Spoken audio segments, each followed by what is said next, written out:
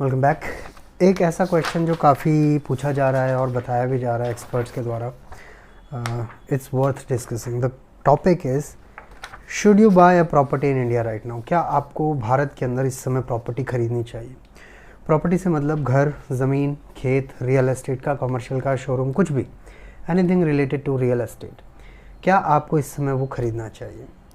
अब क्वेश्चन ये है कि आपको क्यों नहीं खरीदना चाहिए, वो पहले डिस्कस करते हैं। लोग स्केप्टिकल इस चीज़ को लेके इसलिए हैं क्योंकि कोविड के बाद से प्रॉपर्टी के भाव, नॉट एग्जैक्टली कोविड के बाद से, 2022 के बाद से भारत में प्रॉपर्टी के प्राइस एक्सपोनेंशियली ग्रोथ हुए हैं। जो चीज़ 2022 में 50 लाख की मिल रही थी वो 2025 में 1.25 करोड़ की मिल रही है, और 1.25 करोड़ की नहीं भी मिल रही है तो कम से कम करोड़ की मिल रही है। 3 साल में प्रॉपर्टी का भाव भारत में डबल हुआ है।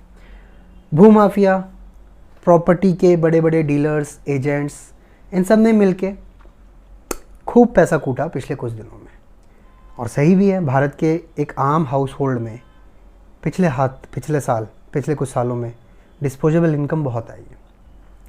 1970, 80, 90 की अगर बात करें तो जो घर 3, 3.5, 5% अपनी इनकम का डिस्पोजेबल इनकम में खर्च करते थे, डिस्पोजेबल एक्सपेंसेस में खर्च करते थे, डिस्क्रिशनरी एक्सपेंसेस में खर्च करते थे, आज वो 43% तक पहुंच गया है, और ये आने वाले 2030 तक 56% तक पहुंचने की अंदेशा है। इस डिस्क्रिशनरी एक्सपेंसेस में आप ज़ोमैटो को जोड़ लीजिए, आप मूवी में पॉपकॉर्न ख़रीदने को जोड़ लीजिए, या आप अपने मोबाइल के अपग्रेडेशन को जोड़ लीजिए। वो समय गया जब एक एब्सोल्यूट नेसेसरी को प्रायोरिटी दी जाती थी और सेविंग्स को अलग रखा जाता था। वो समय चला गया भारत का जब 2008 का रिसेशन भारत झेल जाता है, क्योंकि भारत के हर एक आम घर के अंदर कुछ सेविंग्स थी। भारत का बैंकिंग सिस्टम रॉबस्ट था, भारत के अंदर एफडी कल्चर था। अब भारत का आम डिपॉजिटर इन्वेस्टर बन चुका है। ठीक है, कुछ रिटेल इन्वेस्टर्स को पिछले कुछ दिनों में लॉस हुआ। वो लॉस इस वजह से हुआ क्योंकि एक रिटेलर रातों रात करोड़पति बनना चाहता था, और उसमें कुछ गलत नहीं है, एम्बिशंस, ग्रीड कुछ गलत नहीं है। लेकिन जब हर आदमी ग्रीडी हो उस समय केयरफुल होना जिम्मेदारी बन जाती है। यही केस भारतीय रियल एस्टेट सेक्टर में मुझे नज़र आता है। I am not a very great expert on this topic, but I have been through that age जहाँ पर एक आम आदमी को घर लेने का डिसीजन लेना पड़ता है। कुछ स्टेबल, कुछ कंक्रीट, कुछ सॉलिड इन्वेस्टमेंट करने का समय हर इंसान की ज़िंदगी में आता है। जैसे नौकरी लगना एक टाइम पे इम्पॉर्टेंट होता है, शादी होना एक टाइम पे इम्पॉर्टेंट होता है, बच्चे होना एक टाइम पे इम्पॉर्टेंट होता है, उसी तरह अपना घर लेना भी एक टाइम पर इम्पॉर्टेंट होता है। And I have been through that phase. तो मैं आपको 2 बात वो बता सकता हूँ जो मैं अपने एक्सपीरियंस से ऑब्जर्व कर रहा हूँ। भारत के अंदर इस समय प्रॉपर्टी ओवर वैल्यूड है, we all agree to that point. ये ओवर वैल्यूड क्यों है, ये टॉपिक हम डिस्कस कर सकते हैं। ये ओवर वैल्यूड होने का एक कारण है अर्बनाइजेशन बढ़ रहा है, न्यूक्लियराइजेशन बढ़ रहा है, डिस्पोजेबल इनकम, डिस्क्रिशनरी एक्सपेंसेस की हिम्मत आज के आम भारतीय परिवार में है। क्या ये कंटिन्यू रहेगा, ये एक पॉइंट है जो इम्पॉर्टेंट है। इकोनॉमी को अगर हम समझने का ट्राई करें तो इकोनॉमिक साइक्लिकल होती है। इकोनॉमी यहाँ से स्टार्ट होती है, मार्केट में नया सामान आता है, लोगों की इनकम बढ़ती है, लोग खर्चा करना स्टार्ट करते हैं, हर आदमी खुश, बनाने वाला बेच रहा है, ख़रीदने वाला कहीं से पैसा ला रहा है, मस्त चीज़ें खरीदी बेची जा रही है। फिर यहाँ पीक आता है, और पीक के बाद डाउनफॉल आता है। डाउनफॉल की बदकिस्मती ये है कि डाउनफॉल यूँ नहीं आता है, डाउनफॉल यूँ आता है। There are steps involve. Downfall कभी एक साथ नहीं आता है क्योंकि लोगों में पैनिक होता है। कुछ ऐसे पावर्स मार्केट को समय समय पर संभालते रहते हैं जिससे उनकी पॉकेट्स भी हैवी होती रहती हैं। खैर, it's all getting technical. Point ये है कि क्या भारत में घर खरीदना इस समय समझदारी का काम है? मेरे को ऐसा लगता है कि मार्केट इस समय सैचुरेशन पे है। ऐसा तो नहीं कहा जा सकता कि आज अगर आप प्रॉपर्टी खरीद लेंगे तो कल आपको उसको नुकसान में बेचना पड़ेगा। ऐसा यूजुअली नहीं होता है, हो सकता है लेकिन यूजुअली नहीं होता है। 2025 में अगर आप एक घर 1 करोड़ में खरीदते हैं तो 2030 में वो आपको 1.25 करोड़ से कम में नहीं बिकेगा, ये फैक्ट है। 2035 में वो आपको 2 करोड़ भी दे देगा, 2045 में वो शायद 5 करोड़ भी दे दे। लेकिन पॉइंट ये है कि क्या वो 2026 में आपको 1 करोड़ का 1 करोड़ 10 लाख दे पाएगा? सवाल ये है कि क्या वो आपको 2027 में 1 करोड़ का 1 करोड़ 15 लाख दे पाएगा? 2028 में उसका भाव क्या होगा?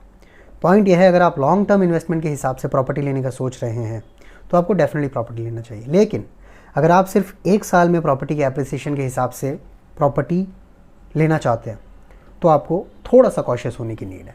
मैं डिस्कस कर रहा हूँ पॉइंट टू पॉइंट। भारत के अंदर प्रॉपर्टी लेने का कॉन्फिडेंस लोगों में क्यों आया? मैं पिछले 2 वीडियो में, रीसेंट वीडियोस में एनबीएफसीज के बारे में डिस्कस कर चुका हूँ।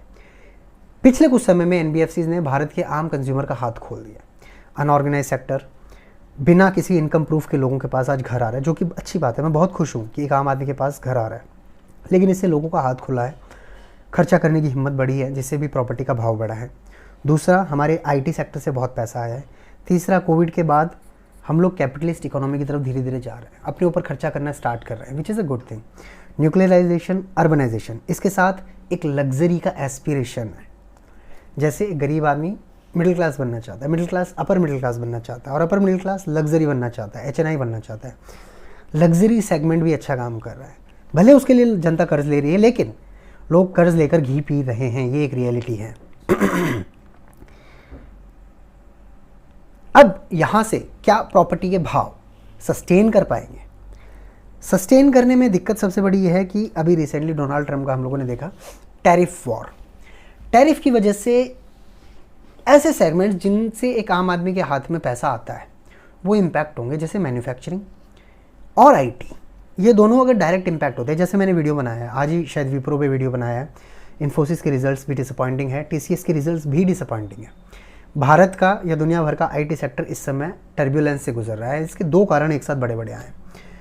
अगर ये अनसर्टेनिटी कंटिन्यू रहती है तो भारत के अंदर प्रॉपर्टी या रियल एस्टेट सस्टेन नहीं कर पाएगी इतने हाई प्राइसेस को। आप जयपुर जैसे किसी भी, Jaipur I think not tier 1, Jaipur tier 1 नहीं है, लेकिन जयपुर टियर 3 भी नहीं है। Jaipur I think at best tier 2 या 3 सिटी है। जयपुर जैसे सिटी में 1 करोड़ से नीचे आपको कुछ ठीक ठाक नहीं मिलेगा।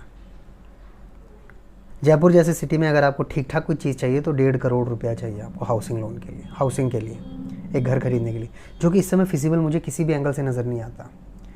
बहुत सारे लोग हैं जो 1 करोड़ को अभी भी बहुत बड़ा डिस्टेंट ड्रीम मानते हैं, और ये सच्चाई भी है।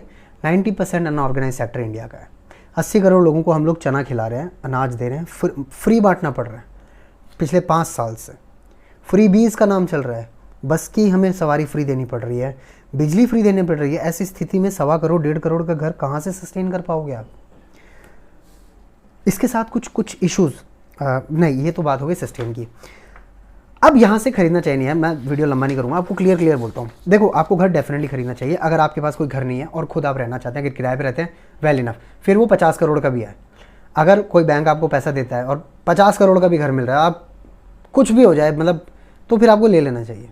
कुछ फैसले इमोशंस होते हैं, कर लेने चाहिए। हालांकि अपनी चादर देख के पैर पसारने चाहिए, लेकिन अगर मिलता है ले लो, नो प्रॉब्लम। आपकी स्टेबल इनकम है, लॉन्ग टर्म इन्वेस्टमेंट का होराइजन है कि लंबे समय तक अगर पड़ा रहे कोई प्रॉब्लम नहीं है, और आप एक ऐसी जगह इन्वेस्ट कर रहे हैं जहाँ पर डेवलपमेंट ऑलरेडी काफ़ी प्रॉमिसिंग है, जैसे एयरपोर्ट पास में है या एजुकेशन हब आ रहा है, मेडिकल कॉलेज आ रहा है। उन जगहों पर आपको प्रॉपर्टी अगर मिलता है अच्छे भाव पे, ठीक ठाक भाव पे, रीजनेबल पे, ले लेनी चाहिए। लेकिन आपको प्रॉपर्टी क्यों नहीं लेनी चाहिए? अगर आप सोचते हैं कि आज आप 1 करोड़ लगा के कल को 1 करोड़ 10 में बेच देंगे और 10 लाख का बीच का मिल जाएगा आपको प्रॉफिट, वो नहीं होता है दोस्त, वो नहीं होता। इसका कारण 1 करोड़ जो आप ले रहे हैं उसकी एक कॉस्ट है। आप जो 1 करोड़ का घर ले रहे हैं वो सिर्फ 1 करोड़ का नहीं ले रहे हैं, आप उस 1 करोड़ के ऊपर होने वाली संभावित इनकम को भी आप दांव पे लगा रहे हैं। और खुदा न खास्ता अगर आपको 60 से 70% प्रॉपर्टी की वैल्यू पर लोन लेना पड़ रहा है, अगर पहला घर है और माँ बाप का सपना है, परिवार के पास और कोई घर नहीं, किराए पे रहते हो, तब ले लेना है। लेकिन अगर आपके पास घर है और फिर भी आपको 60-70% प्रॉपर्टी की वैल्यू का लोन लेना पड़ रहा है, that's a risky shot bro, please avoid it. इसके बाद एक बड़ी बात, लोकल मार्केट को नहीं समझते। अगर आपको पता ही नहीं है कि घर खरीदने के लिए जो कागज़ देखने होते हैं आपने देखे नहीं, प्रॉपर्टी डिस्प्यूटेड है या टाइटल क्लियर नहीं है, तो बड़ी दिक्कत होने वाली है। ऐसी सिचुएशन में भी प्रॉपर्टी नहीं खरीदनी है कभी भी। CAGR, टेक्निकल टर्म्स की बात ज़्यादा होती है। CAGR पिछले 20 साल में, ऐसा मैंने ऑनलाइन रिसर्च किया है, 7 से 8% भी कुछ जगहों पे मिला है, 24 से 30% भी कुछ जगहों पे मिला है। एवरेज हम 15 से 18% ले लेते हैं।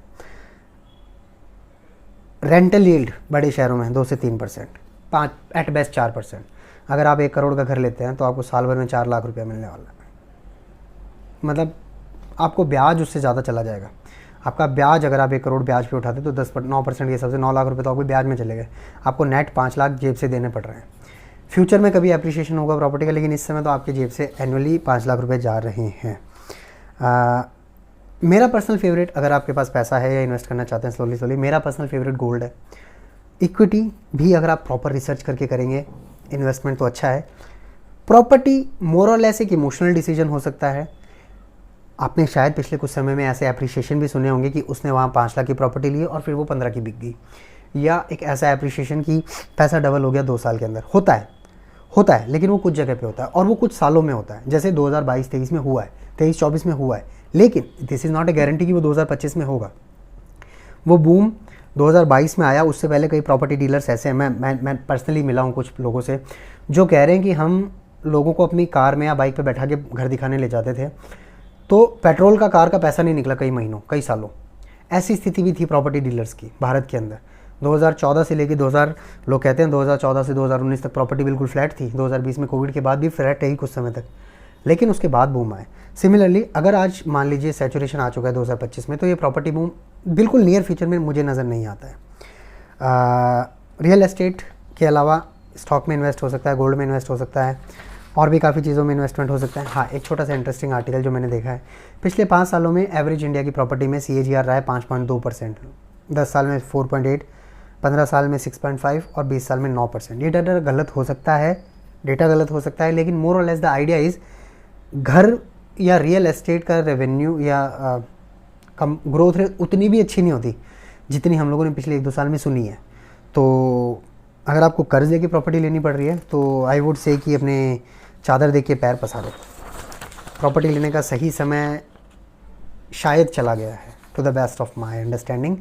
और अब इस समय मतलब अगर है भी तो ये इतना लुक्रेटिव टाइम नहीं है। अगर आप आज लेना चाहते हैं या 1 साल रुक के भी लेंगे तो वो बहुत ज़्यादा इम्पैक्ट नहीं आएगा, या आप 2 साल भी रुकेंगे प्रॉपर्टी लेने के लिए आज के और 2 साल के बीच में, तो भी कोई बहुत ज़्यादा इम्पैक्ट नहीं आने वाला प्रॉपर्टी प्राइसेस में। ये मेरी अंडरस्टैंडिंग है। मार्केट का ट्रेंड ये कहता है। सोना अगर आप लेना चाहते हैं तो सोना लेने के लिए मैं आपको हमेशा सपोर्ट करूँगा। बाकी मिलते हैं अगले वीडियो में। जय हिंद, थैंक यू।